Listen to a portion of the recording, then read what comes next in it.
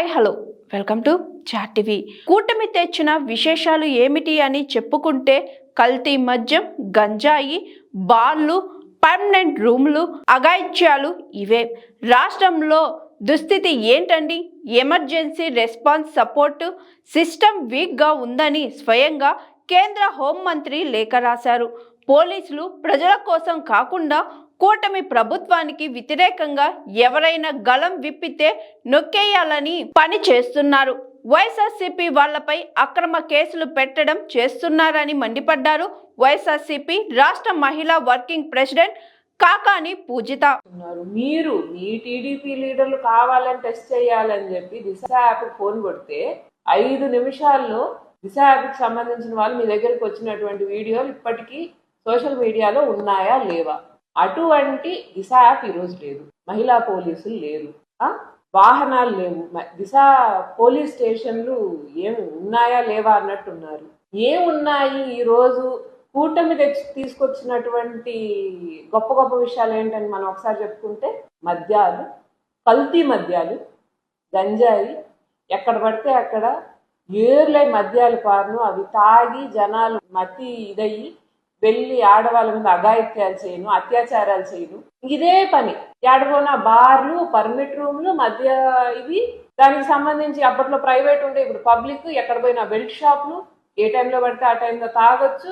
ఎవరి మీద అంటే వాళ్ళ మీద అత్యాచారాలు చేయొచ్చు. ఏం అద్దు అడుపు అడిగేవాడు లేకుండా పోయాడు ఇక్కడ. చంద్రబాబు నాయుడు గారేమో నేను ఆడవాళ్ళ జోలికి వస్తే అదే వాళ్ళకి చివరి రోజున ఎన్నిసార్లు చెప్పారు. అందరూ జోలికి వస్తానే ఉన్నారు, వెళ్ళిపోతా ఉన్నారు. దాన్ని ఎవరు పట్టించుకునే వాళ్ళు లేరు. పవన్ కళ్యాణ్ గారు ఆయన కేవలం ఆడవాళ్ళ రక్షణ కోసమే రాజకీయాల్లోకి దిగారేమో అన్నంత రేంజ్ లో కబుర్లు చెప్పారు ఎలక్షన్స్ కి ముందు. ఆయన ఏమన్నారు? 30,000 మంది ఆడవాళ్ళు మిస్ అయిపోయారు ఆంధ్రప్రదేశ్ నుంచి వాలంటీర్ల వల్ల అని. సరే, ఈరోజు వాలంటీర్ వ్యవస్థ అయితే లేదు కదా. మరి ఈ రోజు ఈ అఘాయిత్యాలు, అత్యాచారాలు ఎవరి వల్ల జరుగుతున్నట్టు? అదే వాలంటీర్ వ్యవస్థ ఉన్నప్పుడు ఆ వాలంటీర్ కి సంబంధించినటువంటి ఇంట్లో ఇటువంటి ఏదైనా సంఘటన జరిగితే, ఎవరైనా కనపడట్లేదు లేకపోతే మిస్ అయ్యారనంటే వెంటనే పోలీసులు దాని మీద యాక్షన్ తీసుకునేటువంటి అవకాశం ఉంది. సచివాలయ సిబ్బంది ఉండింది, దానికి సంబంధించినటువంటి మహిళా పోలీసు ఉన్నారు. అవన్నీ ఇప్పుడు లేవు. అవన్నీ మళ్ళీ కనీసం ప్రజల ప్రయోజనం కోసం తేవాలి తిరిగి అనేటువంటి ఆలోచన కూటమి ప్రభుత్వానికి లేదు. ఈరోజు ఏంటి? సాక్షాత్తు Amit Shah, union home minister, మనకి లెటర్ రాశారు. మనల్ని స్థాయికి దిగజార్చినటువంటి కూటమి ప్రభుత్వం చూడండి.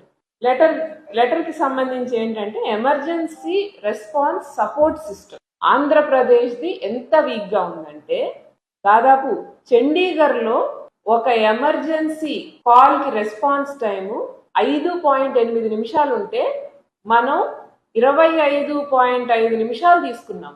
అంటే ఎమర్జెన్సీ సర్వీసెస్ అంటే నిమిషాల్లో పనులు జరగాల్సినటువంటి సర్వీసులు. అంటే వెంటనే ఎవరికైనా పాపం ఇబ్బంది అయితే వెంటనే వాలిపోవాలనేటువంటి దాన్ని ఎమర్జెన్సీ అంటాం. అటువంటి సర్వీస్ ఒక అర్ధగంట సేపు రెస్పాన్సే లేదు. అంటే మీరు ఆలోచన చేయండి, ఎవడైనా పాపం ప్రాణం పోయే పరిస్థితుల్లో ఫోన్ చేస్తే ప్రాణం పోయాక తెలుస్తుంది ఆ విషయం. ఇటువంటి పరిస్థితుల్లో ఉన్నారు. ఈ లెటర్ వచ్చింది. ఈ లెటర్ వాస్తవమా కాదా? నేనేం పుట్టించినటువంటి లెటర్ కాదు కదా. మేము ప్రతిపక్షంలో ఉన్నాం, 24 గంటలు కావాలంటే మేము అబద్ధాలు చెప్తాము, మీ మీద ఇచ్చేస్తామని చెప్పి మాట్లాడవచ్చు. ఈ లెటర్ అయితే మేమేం పుట్టించింది కాదు కదా. ఈ లెటర్ అయితే మీకు సాక్షాత్తు సెంట్రల్ గవర్నమెంట్ నుంచి వచ్చిందే కదా. ఈ లెటర్ వచ్చింది.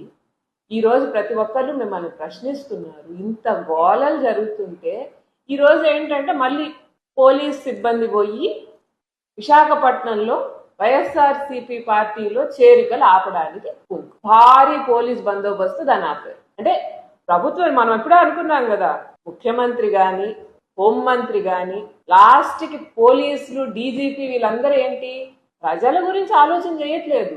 వాళ్ళ ఆలోచన అంతా ఏంటి, కూటమి ప్రభుత్వం వ్యతిరేకంగా ఎవరైనా గలం విప్తే ఆ గలం నొక్కేయాలి. వైఎస్ఆర్సీపీ పార్టీ వాళ్ళు ఎవరైనా కానీ వాళ్ళని తీసుకొచ్చి పోలీస్ స్టేషన్లో అక్రమ కేసులు పెట్టాలి, అనవసరంగా వాళ్ళని ఇబ్బందులు పెట్టాలి.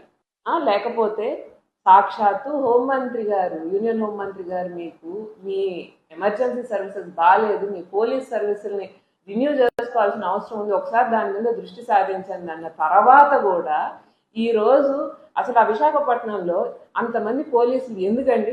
అడెవరైనా దొంగలు దోపిడీదారులు ఎవరు వెళ్తున్నారని చెప్పి అంటే ఎట్టి పరిస్థితుల్లోనూ పొరపాటున తక్కువ మంది పోలీసులు వెళ్తే వాళ్ళు ఎదురు తిరిగి ఆడ ప్రోగ్రామ్ చేసేసుకుంటారేమో అన్నటువంటి భయంతో అంతమంది భారీ పోలీస్ బందోబస్తు పెట్టి ఆ ప్రోగ్రామ్ ఆపాలి. ఇప్పుడు అక్కడ ఆ పోలీసులు ఉండాల్సిన చోటు లేరు కదా. అక్కడ ఏదన్నా ఇటువంటి అఘాయిత్యాలు జరిగితే, ఏదన్నా నేరాలు జరిగితే అది అక్కర్లా, మనకెందుకు? అది అవసరమా? మనకేం అవసరం? పొద్దున్నే లేచి సోషల్ మీడియాలో ఎవరైనా పోస్టులు పెడుతున్నారా, వాళ్ళని అరెస్ట్ చేయండి. మనకి సంబంధించింది కాకుండా వ్యతిరేకంగా ఎవరైనా మాట్లాడుతున్నారా, వాళ్ళ మీద అక్రమ కేసులు వెతకండి. స్పెషల్ టీంని తీసుకురండి. మహిళా భద్రతకి స్పెషల్ టీం అవసరం లేదు. జరుగుతున్నటువంటి నేరాలను అరికట్టడానికి స్పెషల్ టీం అవసరం లేదు. దేనికి స్పెషల్ టీం కావాలి?